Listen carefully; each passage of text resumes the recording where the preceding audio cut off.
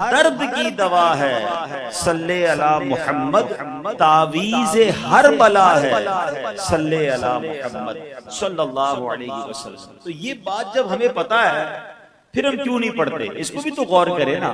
تو اس کی وجہ میں نے بہت غور کی، تو مجھے ایسا لگتا ہے کہ اس کی ایک بڑی ہم مسٹیک کر رہے ہیں۔ یعنی ہم نیت کرتے ہیں، فضیلت سنتے ہیں، جوش پیدا ہوتا ہے، مگر اس کا انتظام نہیں کرتے۔ یعنی کبھی ایسا ہوا آپ کسی ڈاکٹر کے پاس جائیں اور ڈاکٹر کہے کہ بھائی آپ کو پرٹیکولر فلاں بیماری ہو گئی ہے اور آپ نے اب روزانہ صبح و شام کی دوائی کھانی ہے ایک مہینے تک، اور آپ ڈاکٹر کو کہیں انشاءاللہ کل سے کھاؤں گا، اور باہر نکل کر دوائی نہ خریدیں۔ ہم ڈاکٹر سے نکل کر سیدھا میڈیکل اسٹور جاتے ہیں، نیت جیسے ہی کی اب اس کی امپلیمنٹیشن شروع کر دی۔ اب گئے میڈیکل اسٹور سے دوائی لے لی، اور اگر بیماری ٹپیکل ہے اور ناغا نہیں کرنا دوائی میں، تو ہم اپنے گھر والوں کو کہتے ہیں کہ دیکھو صبح بھی کھلا دینا، شام بھی کھلا دینا۔ اچھا پھر اور یاد دہانی کے لیے جہاں بیڈ ہوتا ہے اس کے سرانے پر ہم دوائی کے ڈبے رکھتے ہیں کہ یاد آ جائے، بھولنا نہیں۔ اتنی فکر آج ڈاکٹر نے کہا کل سے عمل شروع۔ Why we gave this particular medicine importance؟ ہم نے اس میڈیکیشن کو امپورٹنس دے دی، اپنی زندگی کا حصہ بنایا۔ اب دوائی نہیں چھوٹ رہی، درود پاک چھوٹ رہا ہے۔ اٹ مینز ہم نے وہ امپورٹنس نہیں دی ہے۔ جو اس کو امپورٹنس دے دے اور اس کی پریپریشن شروع کر دے۔ اب آپ کہیں گے اس کی پریپریشن کیا ہے؟ تسبیح خرید لیں، جیب میں تسبیح رکھنا شروع کر دیں، کیونکہ جب جیب میں تسبیح ہوگی نماز کے بعد آپ نکالیں گے، آپ کو یاد آ جائے گا مجھے درود پڑھنے ہیں، مجھے وظائف پڑھنے ہیں۔ اور کچھ لوگ اگر تسبیح بھول جاتے تو بہتر یہ کہ جس ٹیبل پر آپ بیٹھ کے کام کرتے اس ٹیبل پہ ایک تسبیح رکھ دیں، کاؤنٹر رکھ دیں، وہ کاؤنٹر آپ کو یاد دلائے گا کہ 100 بار میں درود پاک پڑھ لوں۔ جہاں آرام کرتے ہیں جہاں اس بیڈ پر چھوٹی سی تسبیح رکھ دیں تاکہ مجھے ریکال ہوتا رہے میں نے درود پاک چھوڑنے نہیں ہیں، کیونکہ ہر درد کی دوا ہے صلی علی محمد صلی اللہ علیہ وسلم۔ کوئی بیمار بیٹھا ہے، کوئی قرضدار بیٹھا ہے، کوئی پریشان بیٹھا ہے، کوئی دکھی بیٹھا ہے، آپ کو کوئی بھی پرابلم ہے، میں اگر آج رات صرف درود پاک پر بیان کروں تو میں آپ کو اتنی حدیثیں سناؤں، میں آپ کو اتنے واقعات سناؤں، آپ پرابلم کا نام بتائیے، درود پاک کی برکت سے اس کا سولوشن موجود ہے، درود پاک میں اس کا حل موجود ہے۔ یعنی ہم میں سے کون ہے جس کے پاس پرابلم نہیں ہے؟ سب پرابلم میں ہے، اور ہر پرابلم کا حل بھی درود پاک میں ہے، مگر پھر بھی نہیں پڑھنے دیتا شیطان۔ تو کاش آج میں اور آپ یہ نیت کر جائیں کہ کچھ اپنا وقت، کچھ اپنی ہیبٹس کو ایسے موڈیفائی کر لیں۔ میں بیانات میں ایک جملہ کہا کرتا ہوں، شاید کسی کو کام آ جائے۔ ہم میں سے بہت سارے لوگ واک کرتے ہیں، اچھی بات ہے، صحت کے لیے واک کرنی چاہیے۔ اپنے واکنگ ٹائم کو درود ٹائم بنا دیں۔ یعنی جس طرح آپ شوز پہنتے ہیں نا واک کے لیے، آپ نے تسبیح بھی ہاتھ میں لے لینی ہے۔ آپ بلیو کریں 40-45 منٹ کی واک میں آپ کے 1000 بار درود پاک آرام سے ہو جائیں گے۔ آپ اس پہ ایڈیشن کر لیں کہ 100 بار کلمہ پاک بھی پڑھ لوں گا، 100 بار سبحان اللہ و بحمدہ سبحان اللہ العظیم بھی پڑھ لوں گا، 100 بار استغفار بھی پڑھوں گا۔ بلکہ اپنی واک کو اسی سے موڈیفائی کر دے کہ جب تک یہ وظائف پورے نہیں ہوں گے واک ختم نہیں کروں گا، تو وظائف بھی پورے ہو جائیں گے، واک بھی اچھی ہو جائے گی۔ اور اگر اس کی اور برکت سوچیں کہ اگر آپ کسی جگہ پر واک کر رہے ہیں تو جتنے قدم اٹھاتے جائیں گے وہ ساری زمین آپ کے درود پڑھنے کی گواہ بھی ہوتی چلی جائے گی، کلمہ پڑھنے کی گواہ بھی ہوتی چلی جائے گی۔ اصل چیز ہے مائنڈ سیٹ بننے کا۔ اللہ کرے میرا بھی بن جائے، آپ کا بھی بن جائے، اور ہم کثرت سے درود پاک پڑھنے والے بن جائیں۔ محبت کے ساتھ با آواز بلند درود پاک پڑھ لیں۔ صلو علی الحبیب صلی اللہ تعالی علی محمد صلی اللہ علیہ وسلم۔ آج ایک ایسے ٹاپک پر میں نے بات کرنی ہے، نارملی اس پر بات کم ہوتی ہے، ورنہ اگر دیکھا جائے تو آج ہمارے معاشرے کے بہت بڑے پرابلمز میں سے ایک پرابلم یہ بھی ہے۔ وہ کیا ہے میں آپ کو عرض کرتا ہوں، مگر اس سے پہلے میں آپ کو ایک واقعہ سناتا ہوں۔ اور یہ واقعہ امیر اہل سنت دامت برکاتہم العالیہ نے اپنی ایک کتاب میں تحریر فرمایا۔ واقعہ یہ ہے کہ ڈاکوؤں کا ایک گروہ ایک ایسی جگہ پہنچا جہاں کھجور کے 3 درخت لگے ہوئے تھے۔ ان میں ایک درخت خشک تھا، یعنی اس پر پھل نہیں لگے تھے۔ ڈاکوؤں کے سردار کا بیان ہے کہ میں نے دیکھا کہ ایک چڑیا پھلدار درخت سے اڑتی تھی اور خشک درخت پر جا کر کچھ کرتی تھی، پھر واپس آتی تھی، پھلدار درخت سے اڑتی تھی، پھر خشک درخت پر جاتی تھی۔ میں نے سوچا کہ معاملہ کیا ہے، اتنے سارے چکر یہ کیوں لگا رہی ہے؟ اب اس نے کیا کیا کہ وہ درخت پر چڑھ گیا، خشک درخت پر، کہ why birds coming again and again, اس درخت سے اس درخت پر کیوں آ رہی ہے؟ جا کر دیکھا تو ایک اندھا سانپ تھا جو منہ کھولے بیٹھا تھا، اور یہ چڑیا جو ہے پھلدار درخت سے کھجور توڑتی ہے اور آ کر اس سانپ کے منہ میں رکھ جاتی ہے۔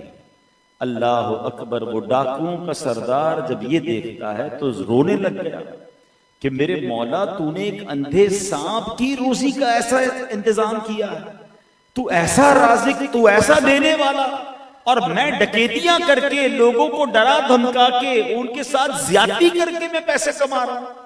اب وہ جناب بالکل روتے ہوئے اس نے توبہ کی، اور جب توبہ کی اور اس کے دل پر چوٹ لگی تو غیب سے آواز آئی، اے فلاں، توبہ کے لیے میرا دروازہ کھلا ہے۔ اب یہ سننا تھا، وہ غیبی آواز تھی۔ تلوار کو توڑا، اللہ کی بارگاہ میں توبہ کی، اپنے ساتھیوں کو بتایا کہ بس اب میں نے گناہوں سے توبہ کر لی ہے، اب میں نے ڈکیتی نہیں ڈالنی، اب میں نے کسی کے ساتھ زیادتی نہیں کرنی ہے۔ ساتھیوں نے کہا ڈکیتی میں بھی آپ آقا تھے، اب توبہ میں بھی آپ ہی آقا بنے، ہم سارے مل کر توبہ کرتے ہیں۔ سب نے توبہ کیا۔ اب انہوں نے سوچا کہ بڑے گناہ کر لیے، چلو اب مکہ پاک چلتے ہیں، ادھر جا کے بھی توبہ کرتے ہیں، رب کو راضی کرتے ہیں۔ یہ قافلے کی صورت میں مکے کی طرف روانہ ہوئے۔ ابھی مکے کے قریب پہنچے تھے، ایک گاؤں میں پڑاؤ ڈالا، ایک بڑھیا آتی ہے اور قافلے کا جو سردار ہے اس کا نام لے کر پوچھتی ہے، کیا اس قافلے میں یہ بھی ہے؟ اللہ اکبر! وہ کہتا ہے ہاں میں ہوں اور میرا ہی یہ نام ہے۔ تو وہ بڑھیا کہتی ہے کہ بات یہ ہے، کچھ دنوں ہوئے میرا ایک بیٹا تھا جس کا انتقال ہو گیا، یہ اسی کے کپڑے ہیں۔ مسلسل 3 راتوں سے مجھے نبی پاک علیہ السلام کی خواب میں زیارت ہو رہی ہے۔ آپ علیہ السلام نے فرمایا فلاں آ رہا ہے، یہ کپڑے اس کو دے دینا۔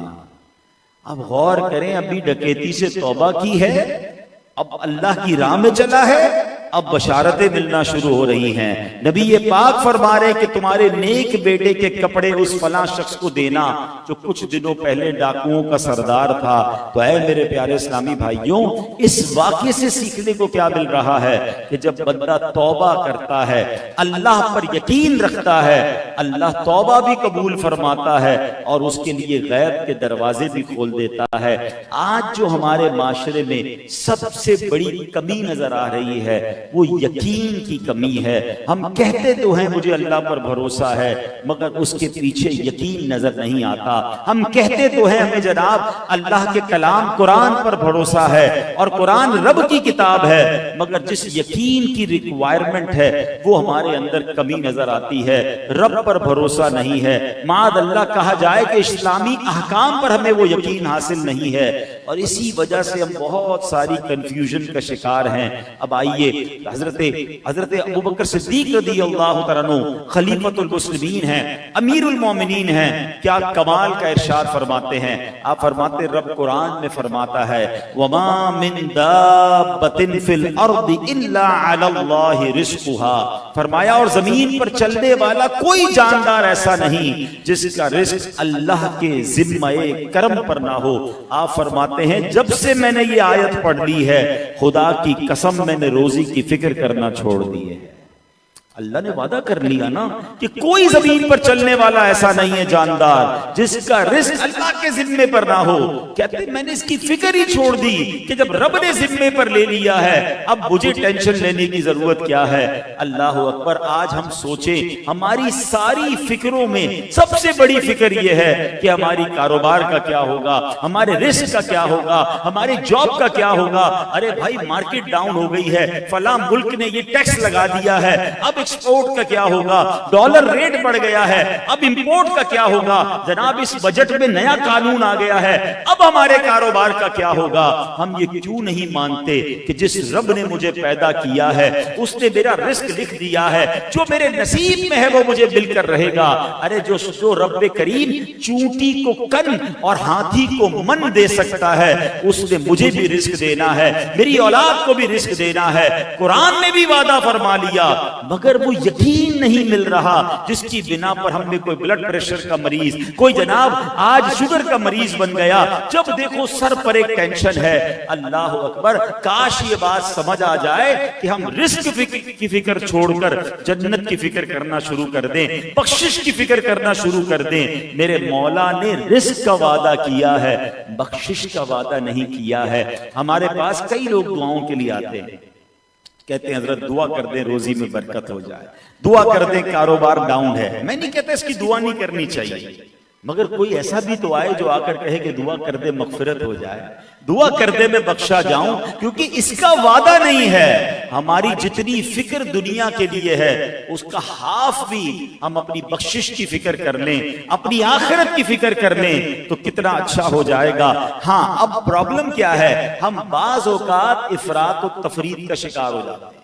بالکل ہمیں رزق کی فکر اتنی نہیں کرنی جتنی مغفرت کی کرنی ہے، مگر اس کا مطلب یہ نہیں کہ رزق کی فکر چھوڑ کے کاروبار بھی چھوڑ دیں، کمانا بھی چھوڑ دیں، گھر میں بیٹھ جائیں۔ بھائی اللہ نے جب وعدہ کیا ہے وہ مسبب الاسباب ہے، ہمیں اسباب بھی اختیار کرنے کا حکم دیا ہے، مگر سب کچھ اسباب کو نہ سمجھیں۔ اس بات کو اس واقعے سے سمجھیں کہ مشہور صوفی بزرگ شیخ سعدی رحمۃ اللہ تعالی علیہ فرماتے ہیں کہ ایک شخص تھا، محنت مزدوری کرنے کے لیے نکلا گھر سے، اس نے دیکھا کہ ایک اندھی لومڑی ہے، اور اندھی بھی ہے، اپاہج بھی ہے، یعنی دیکھ بھی نہیں سکتی، موو بھی نہیں کر سکتی۔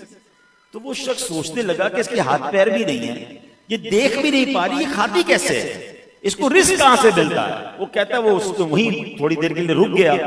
اب جب اس نے حیران ہوا تو دیکھا کہ ایک شیر وہاں سے آیا، اس کے منہ میں کوئی شکار تھا، اس نے وہ شکار اس لومڑی کے سامنے ڈال دیا، جتنا لومڑی نے کھانا تھا کھا لیا، باقی وہ شیر اٹھا کر لے گیا۔ یہ شخص سوچنے لگا کہ جب رب کا ایسی قدرت ہے کہ یہ اندھی ہے، یہ اپاہج ہے، اور اس کے لیے شیر جناب کھانا لے کر آ رہا ہے، تو پھر میں تو اشرف المخلوقات ہوں، اب مجھے کمانے کی کیا ضرورت ہے، اب مجھے اسٹرگل کرنے کی کیا ضرورت ہے۔ وہ بندہ جا کر گھر پر بیٹھ گیا، اللہ اللہ کرنے لگا۔ پہلا دن گزرا، کوئی کھانا نہیں، دوسرا دن گزرا، کوئی روزی نہیں، تیسرا دن عبادت کرتے ہوئے گزر گیا، ایک ذرہ بھی کھانے کا نہ ملا، یہاں تک کہ وہ کمزور ہو گیا۔ اللہ اکبر، اس نے تڑپ کر اللہ کی بارگاہ میں فریاد کی، مولا میں اشرف المخلوقات، تو نے اس اندھی لومڑی کے لیے انتظام کر دیا، میں تو تیرا ذکر کر رہا ہوں۔ اللہ اکبر، اللہ کی طرف سے جواب کیا ملا، اے شخص تو نے لومڑی کو دیکھا تھا، کیا شیر کو نہیں دیکھا تھا؟ بننا ہے تو شیر کی طرح بننا، اپنے لیے بھی محنت کر اور دوسروں کو بھی کھلا۔ اللہ اکبر، اب اس کے ہوش ٹھکانے آئے کہ محنت مزدوری کرنا یہ رب کو پسندیدہ ہے۔ جو یہاں سمجھانا مقصود ہے نا، کام کاج سے اسلام نے نہیں روکا ہے، مگر سب کچھ کام کاج کو سمجھ لینا اور اسی کی فکر میں ہلکان ہوتے رہنا، اسی کی فکر میں ٹینشن میں رہنا، اور جناب ان وسوسوں کی وجہ سے اپنی فیملی کو بھی ٹینشن میں مبتلا کر دینا، یہ شریعت نہیں کہتی ہے۔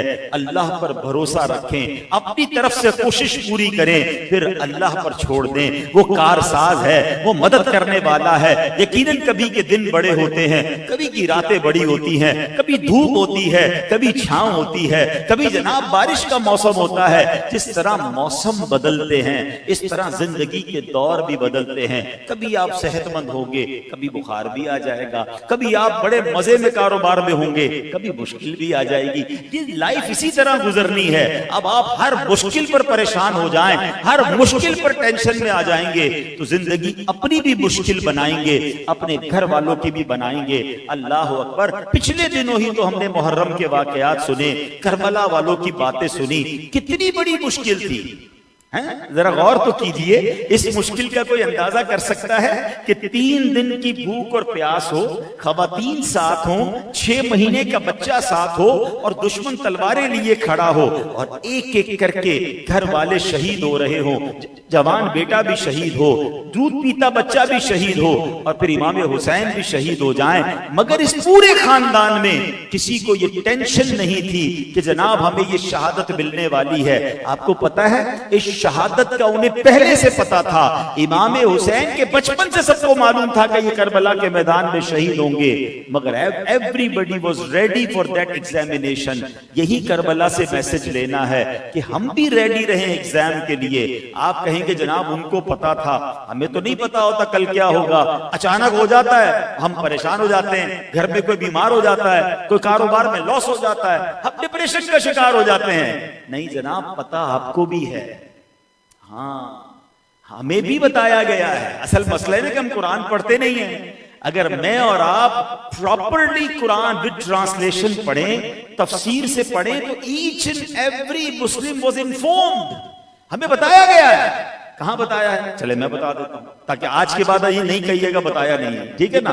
قرآن نے بتایا, ایک بڑا کیٹیگوریکلی اناؤنسمنٹ ہے. بسم اللہ الرحمن الرحیم. وَلَنَبْلُوَنَّكُمْ بِشَيْءٍ مِّنَ الْخَوْفِ وَالْجُوعِ وَنَقْصٍ مِّنَ الْأَمْوَالِ وَالْأَنفُسِ وَالثَّمَرَاتِ وَبَشِّرِ الصَّابِرِينَ. 5 چیزوں کی لسٹ بھی قرآن نے دے دی ہے. صرف یہ نہیں کہا, فرمایا وَلَنَبْلُوَنَّكُمْ, ہم ان قریب, سونر, یہ بھی نہیں کہا کبھی آزمائیں گے, ان قریب آزمائیں گے. اچھا آزمائیں گے, یا اللہ کس چیز سے آزمایا جائے گا؟ 5 چیزیں بھی بتا دی. کیا ہے؟ خوف ہوگا, بھوک ہوگی, اور پھر فرمایا تمہارے باڈی میں پرابلم آ جائے گی, تمہارے مال اور تمہارے کاروبار کی چیزیں خراب ہونا شروع ہو جائیں گی. اگر باغ ہیں تو فصلیں خراب ہوں گی, پھل خراب ہو سکتے ہیں. اور یہی ہماری زندگی میں ہو رہا ہے. یا تو کاروبار میں لاس ہو جاتا ہے, یا کوئی بیماری آ جاتی ہے, یا فیملی میں کوئی ایشو آ جاتا ہے, تو کبھی کسی دشمن کا خوف آ جاتا ہے. یہی تو چیزیں ہیں جو آزمانے کا قرآن نے پہلے کہا ہے. اگر یقین رکھو تو آگے کیا فرمایا؟ وَبَشِّرِ الصَّابِرِينَ, خوشخبری ہے صبر والوں کے لیے. بس یہ ایگزام جب بھی آئے نا تو اس کو صبر سے گزارنا ہے, تیار رہنا ہے. جب بھی مجھ پر اور آپ پر کوئی پرابلم آ جائے, بی ریڈی کہ یا اللہ تو نے آزمانا شروع کر دیا, قرآن کا حکم ہے, اب میں انشاءاللہ اس آزمائش پر یقین کے ساتھ صبر کروں گا کہ جب تو نے آزمائش میں ڈالا ہے تو نکالنا بھی تو نے ہی ہے. ان اللہ علی کل شیء قدیر. اور اس یقین کو کتنا ضروری ہے. دیکھیں اس ٹاپک پر بات نہیں ہوتی. آج حدیث پاک سناتا ہوں. سرکار دو عالم علیہ السلام فرماتے ہیں نجا اول هذه الامه بالیقین والزہد. اس امت کے پہلے لوگ یقین اور دنیا سے بے رغبتی کے ذریعے نجات پا گئے. یقین ہوتا تھا اور دنیا سے بے رغبتی ہوتی تھی, انہیں نجات مل جاتی تھی. اور فرمایا وَيَهْلِكُ آخِرُ هَذِهِ الْأُمَّةِ بِالْبُخْلِ وَالْأَمَلِ. فرمایا اس امت کے آخر میں آنے والے کنجوسی اور لمبی امیدوں کے سبب ہلاک ہو گئے.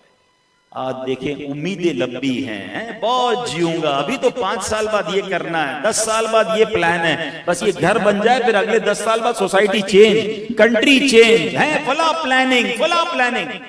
We are not talking کہ پلاننگ نہ کرو, پلاننگ کرنی چاہیے, مگر اس پلاننگ میں آخرت کہاں ہے؟ ان تمام چیزوں میں میرا مرنا کہاں ہے؟ اگر یہ کرتے کرتے مر گیا تو سبحان اللہ یہ بھی تو پلاننگ ہو کہ قبر بھی روشن ہوگی, ادھر بھی جواب صحیح دوں گا. جناب صدقہ جاریہ کے اتنے کام کر لیے کہ ادھر بھی جنت تیار ہے. تو پلاننگ آخرت کی بھی تو ہونا, اور اللہ پر یقین بھی ہو.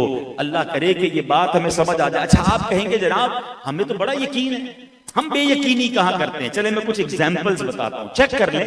جتنے میرے بھائی مجھے سن رہے ہیں, اسلامی بہنیں, یہ بیان لائیو بھی جا رہا ہے, سارے لوگ اپنے آپ کو چیک کریں. اب جو میں کچھ ایگزامپلز دے رہا ہوں کہ کیا میں اس بے یقینی کی کیفیت پہ ہوں کہ نہیں. اب مثال کے طور پہ ہم مسلمان ہیں, ہمارا ایمان تو یہ ہے کہ رزق دینے والا رب ہے, پھر بھی مال کے پیچھے مارے مارے کیا ہم نہیں پھرتے ہیں؟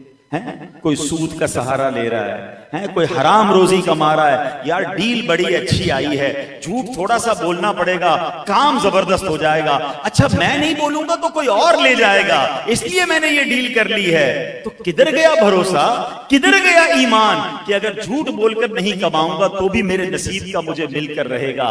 ایمان زبان سے کہنے کا نام نہیں ہے. لاجیکلی تو ہم سارے کہتے ہیں اللہ رزق دینے والا ہے, مگر پریکٹیکلی ہمارا عمل بتا رہا ہے ہے کہ ہمیں اس پر یقین نہیں ہے. جبھی تو کوئی دنیا کے بھر کے دورے کر کر کے مارے مارے پھر رہے ہیں, چاہے اس میں حرام کرنا پڑے حلال کرنا پڑے. میں دوبارہ کہتا ہوں, حلال کمانے کے لیے اسٹرگل کرنے کا منع نہیں کیا شریعت نے, لیکن جو حلال و حرام کی تمیز اٹھا دیتے ہیں, یہ صرف کاروبار اور مال کو ٹائم دے کر ان کی نمازیں بھی قضا ہو رہی ہیں, وہ اپنی فیملی کو بھی ٹائم نہیں دے رہے, اپنی صحت کو بھی برباد کر رہے ہیں, تو پھر ان کا اس کا مطلب یہ ہوا کہ پھر یقین نہیں رہا.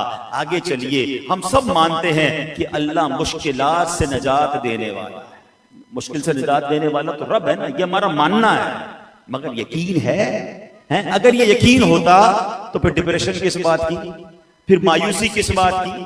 جب مجھے پتا ہے کہ میرا رب چاہے تو حضرت یوسف کو اندھیرے کنویں سے نکال کر مصر کا بادشاہ بنا سکتا ہے, میرا رب چاہے تو دریائے نیل حضرت موسیٰ علیہ السلام کے لیے راستے نکال سکتا ہے, تو وہ میرے لیے بھی راستے نکال سکتا. رب تو وہی ہے نا, معاذ اللہ, اللہ تو چینج نہیں ہو گیا.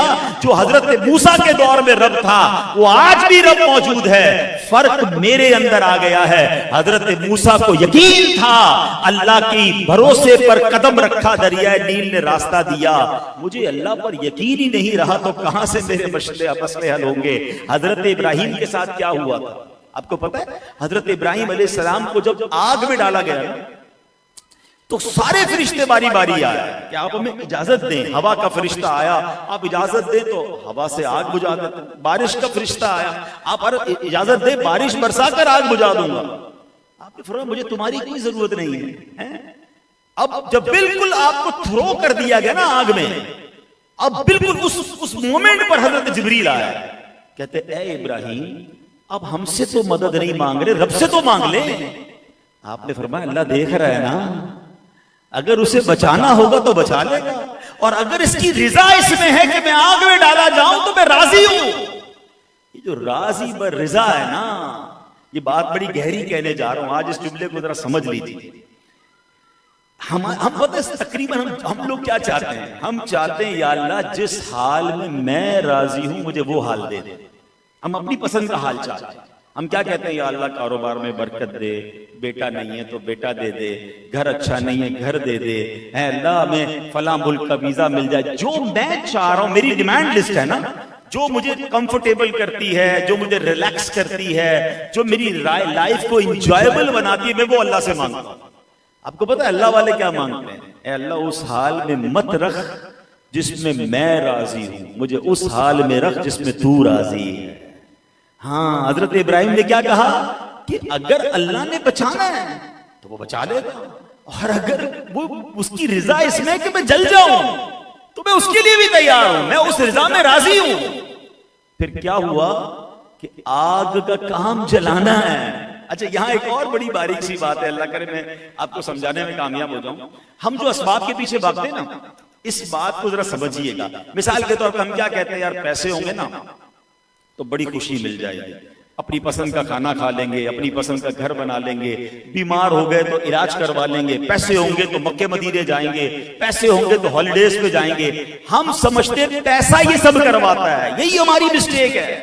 ہم سمجھتے دکان پہ تالا لگے گا, یہ سیکیورٹی گارڈ کھڑا ہوگا تو میری دکان کی حفاظت ہوگی. نہیں, یہ اسباب ضرور ہیں, رب چاہے گا تو حفاظت ہوگی, رب چاہے گا تو خوشی ملے گی, رب چاہے گا تو آپ کو جناب اس سبب سے برکت ملے گی. اب میں اس کو سمجھا بھی دیتا ہوں. آپ کہیں گے یہ بات تو اچھی ہے مگر اس کی کوئی مثال ہے؟ چلیں میں مثال سے سمجھاتا ہوں. اب میں آپ سے سوال کروں گا, سب نے جواب دینا ہے. چھری کا کام کیا ہے؟ چھری کا کام جب آپ کٹ کریں گے کیا ہے؟ کاٹنا. آگ کا کام کیا ہے؟ جلانا. پانی کا کام کیا, اگر بڑے پانی میں کوئی چلا جائے تو ڈبانا. یہ تین چیزیں تو لاجیکلی ہے نا. اس کا مطلب سبب کیا کہہ رہا ہے کہ چھری پھرے گی تو گلا کٹے گا, مگر حضرت ابراہیم نے چھری پھیری ہے. رب نے نہیں چاہا تو حضرت اسماعیل ذبح نہیں ہوئے, مینڈا آ گیا مگر تکلیف نہیں ہوئی. آگ کا کام جلانا تھا مگر رب نے چاہا کہ یہ آگ گلزار بنے, تو حضرت ابراہیم آگ میں جاتے ہیں, اس سبب نے کام کرنا چھوڑ دیا, آگ حفاظت کرنے والی بن گئی. آپ کو پتہ ہے نمرود کا کیا حال ہوا تھا جب حضرت ابراہیم کو آگ میں ڈالا نا, اس کو صبر نہیں آ رہا تھا. ایک دن بعد وہ اپنے محل کی چھت پہ گیا اور جا کر دیکھتا ہے حضرت ابراہیم کا بنا کیا؟ آگ نے تو جلا کے راکھ کر دیا ہوگا، میں نے اتنی ہیوی ویٹ آگ لگائی ہے۔ مگر جب وہ اوپر سے دیکھا تو حضرت ابراہیم باغ کی طرح آگ میں بیٹھے ہوئے ہیں، اس کو بڑا عجیب لگا، سوچتا ہے لگتا ہے آگ غلط لگ گئی ہے، کوئی ریئیکشن والی آگ لگ گئی ہے، چیک کیسے کروں؟ اس نے اپنے ایک بندے کو آگ میں ڈال دیا، جیسے ہی اس کو ڈالا آگ نے سیکنڈوں میں اس کو جلا کے بھسم کر دیا، اس کے چورے چورے یعنی وہ جل کے ختم ہو گیا۔ نمرود حیران ہو گیا کہ اس کو جلا رہی ہے، نمرود کی آگ موسیٰ کو کیوں نہیں، حضرت ابراہیم کو کیوں نہیں جلا رہی؟ تو یہی بات میں سمجھانا چاہ رہا ہوں، سبب اور ہے، خالق اور ہے۔ وہ چاہے گا تو سبب نفع دے گا، وہ چاہے گا تو نقصان والا سبب بھی نفع دے گا۔ اب مجھے بتاؤ نا، پانی کا کام تو ڈبانا ہے، ارے دنیا نے کیسا نظارہ دیکھا ہوگا کہ حضرت موسیٰ پوری فوج کے ساتھ دریائے نیل میں داخل ہوتے ہیں، حضرت موسیٰ اکیلے نہیں ہیں، اتنے سارے گھڑ سوار ہیں، مگر وہ دریائے نیل راستہ دے رہا ہے، آپ نکل رہے ہیں۔ اب اسی سبب کو دیکھ کر فرعون نے سوچا یہ نکل گئے تو میں بھی نکل جاؤں گا۔ دیکھیے وہی دریا ہے، وہی راستہ ہے، رب چاہے تو ترا دیتا ہے، رب چاہے تو ڈبا دیتا ہے۔ یہ سمجھنا ہے مجھے اور آپ کو، ہم سبب کے پیچھے نہ بھاگیں، ہم اللہ کو راضی کرنے کی فکر کریں۔ اب میں آپ کو لاجیکلی ایک اور بات سمجھاتا ہوں۔ آپ کہتے ہیں نا اسباب ہوں گے، مجھے بتائیں ہاتھ کا کام کیا ہے؟ پکڑنا ہے نا، ہاتھ سے کتنے سارے کام کرتے ہیں۔ آنکھوں کا کام کیا ہے؟ دیکھنا ہے۔ کان کا کام کیا ہے؟ سننا۔ زبان کا کام کیا ہے؟ بولنا ہے، ٹھیک ہے۔ اب آپ کہیں کہ یار کسی کی زبان کٹ جائے گی تو وہ بول نہیں سکے گا۔ آپ کو پتہ ہے جتنے گونگے ہوتے ہیں ان کی زبان لگی ہوئی ہوتی ہے، کٹی بھی نہیں ہوتی ہے۔ ہاں، جتنے نابینا ہوتے ہیں ان کی آنکھوں میں ہول نہیں ہوتا، آئیز آر ایگزسٹنگ، آنکھیں موجود ہوتی ہیں۔ کبھی کبھی تو کوئی نابینا ہمارے سامنے ایسے دیکھتا ہم کہتے ہیں دیکھ تو رہا ہے، مگر پھر ہاتھ ہلاتے تو پتہ چلتا نہیں یار اس کو نظر نہیں آ رہا ہے۔ بہرے کے کان ہوتے ہیں، ایسا تھوڑی کہ کان نکلے ہوئے ہوتے ہیں، تو اس کا مطلب باڈی پارٹ کا تو کمال ہی نہیں ہے۔ میرے پاس ہاتھ ہیں، یہ طاقت والے جب ہوں گے جب رب چاہے گا، اگر رب نہیں چاہے گا تو یہ ہاتھ ایسے گریں گے کہ دنیا اٹھانا چاہے یہ ہاتھ ایک انچ کام نہیں کریں گے۔ زبان ضرور ہے میرے پاس، مگر اس زبان میں اگر رب نے طاقت دینی ہے تو اس نے آواز نکالنی ہے، ورنہ لگی ہوئی زبان سے بےچارا وہ گونگا اشارے کرتا رہتا ہے۔ آنکھ کا کام دیکھنا ہے، لیکن اگر رب نے چاہنا ہے تو اس آنکھ میں نور آنا ہے، ورنہ باڈی پارٹ تو لگا ہوا ہے، نظر کچھ نہیں آتا، سنائی کچھ نہیں دیتا۔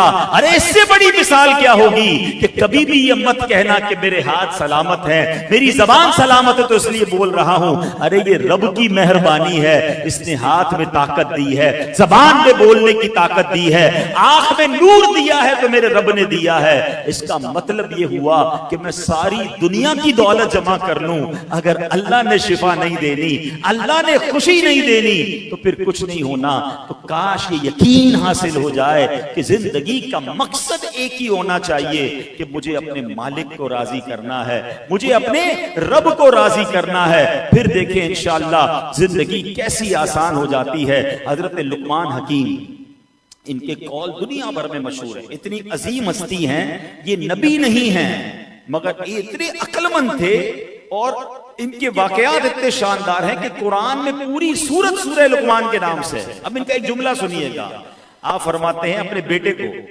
بیٹا ہر عمل کا ایک کمال اور ایک انتہا ہوتی ہے، اور عبادت کا کمال پرہیزگاری اور پختہ یقین ہے۔ یعنی پختہ یقین ہونا چاہیے۔ آپ وظیفہ پڑھ رہے ہیں، آپ یقین سے پڑھیں، آپ دعا کر رہے ہیں، آپ دعا بھی یقین کے ساتھ کریں۔ ہمارا پرابلم ہی یہی ہے، ہمیں شریعت کے احکام پر بھی، اچھا ہم مسلمان ہیں اس پر یقین کامل، پتھر کی طرح یقین ہو۔ آج کل سوشل میڈیا کا دور ہے، ایک چھوٹا سا کلپ سن کر ہمارے نوجوان کنفیوز، یار ہم جو یا رسول اللہ کہتے ہیں یہ ٹھیک کہتے ہیں، یہ تو فلاں یہ کہہ رہا تھا، ہم یہ جو مزارات پہ بچپن سے جا رہے ہیں اس میں کوئی پرابلم تو نہیں ہے؟ کیوں؟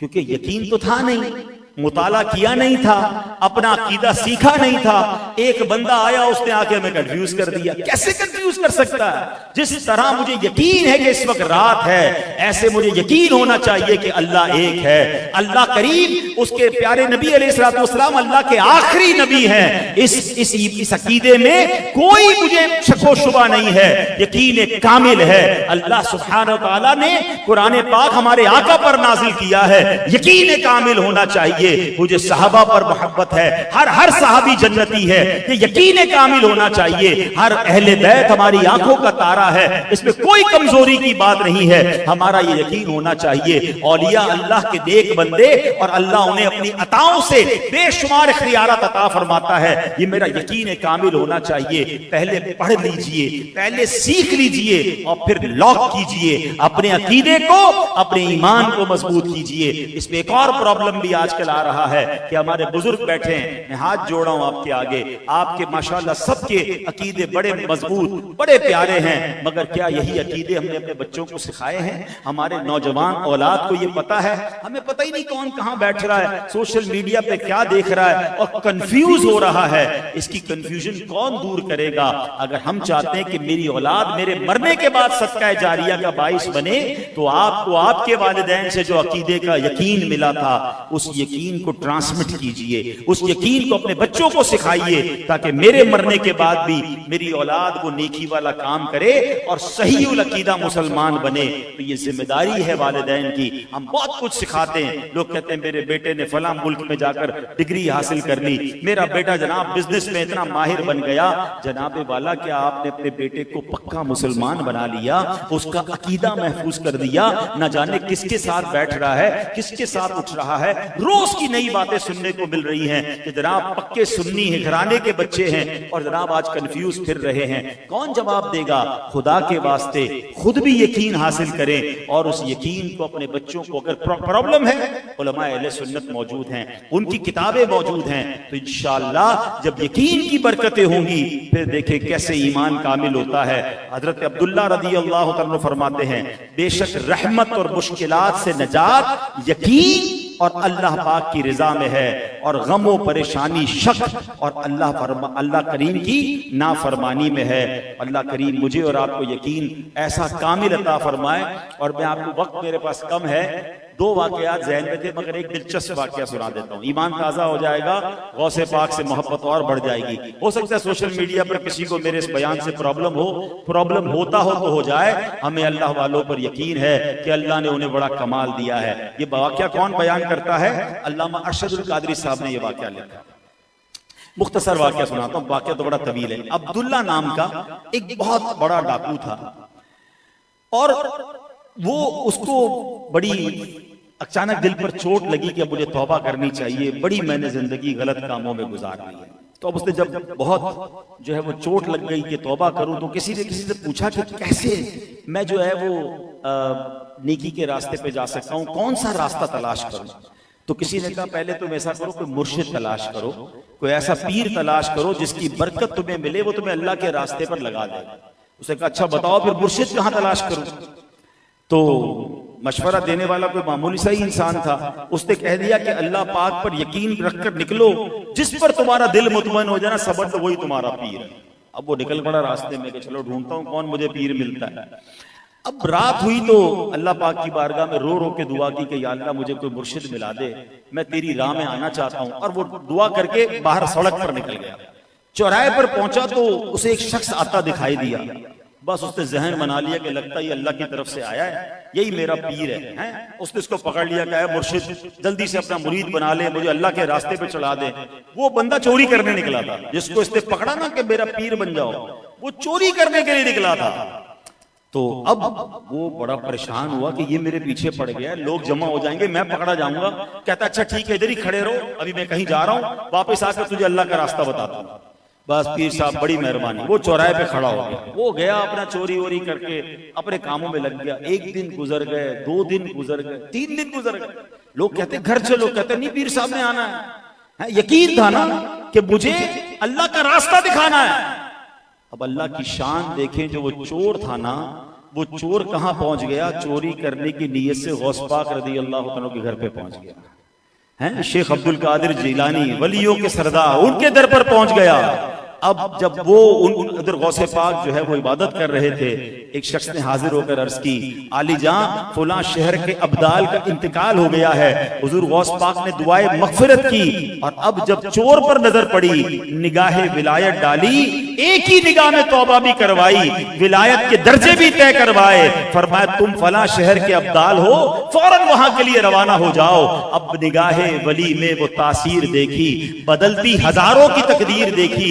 وہ شخص اب واپس جا رہا ہے، گیا چوری کرنے تھا، اب ولی بن کر نکل رہا ہے. اب گیا تو راستے میں وہی بندہ چوراہے پر کھڑا ہے، کہتا پیر صاحب آپ آ گئے، اب مجھے راستہ دکھا دیجئے. اللہ اکبر. اب وہ شخص جو چور بن کر گیا تھا، اس یقین کامل کی برکت سے اللہ نے اس چور کی کایا پلٹ دی اور اس کو بھی اللہ کا ولی بنا دیا. وہ خود کہتے ہیں کہ ایک شخص کی سچی لگن اور پختہ یقین کا کمال ہے کہ رب کریم نے مجھ پر ایسی عنایت عطا فرما دی. تو اچھی نیتیں معاملات کو بدل دیا کرتی ہیں، وہ مشکلوں کو آسان کر دیا کرتی ہیں. تو بہرحال میرے پیارے اسلامی بھائیوں، آج جو میرا ٹاپک تھا وہ یہی تھا کہ اللہ پر بھروسہ رکھیں، یقین کامل رکھیں، اپنے آپ کو ڈپریشن اور مایوسی کی طرف نہ جانے دیں، اس رب کریم کے قدرت پر یقین رکھیں اور اتنا دنیا کے پیچھے نہ بھاگیں. مجھے اور آپ سب کو مرنا ہے، ایسا نہ ہو دنیا کو شاندار کر لیں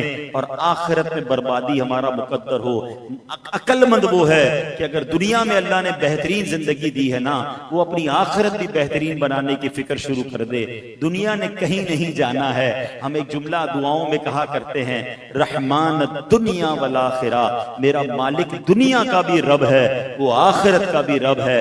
رب کو راضی کر لوں گا، وہ دنیا بھی اچھی کر دے گا، وہ آخرت بھی اچھی کر دے گا. اللہ مجھے بھی یقین کامل کی دولت سے نوازے، آپ کو بھی نوازے، اور اللہ کریم ہمیں توکل کی نعمت عطا فرمائے. آمین بجاہ النبی الامین صلی اللہ تعالی علیہ وسلم. ایسی پیاری باتیں دعوت اسلامی کے ماحول میں بتائی جاتی ہیں. آپ بھی اس ماحول سے وابستہ رہیں، دعوت اسلامی کے اجتماعات میں آتے رہیں، مدنی چینل پر ہمارے بیانات سنتے رہیں، پروگرام دیکھتے رہیں، تو انشاءاللہ مزید دل پر اثر ہوتا رہے گا. اللہ کریم ہم سب کی حاضری کو قبول فرمائے.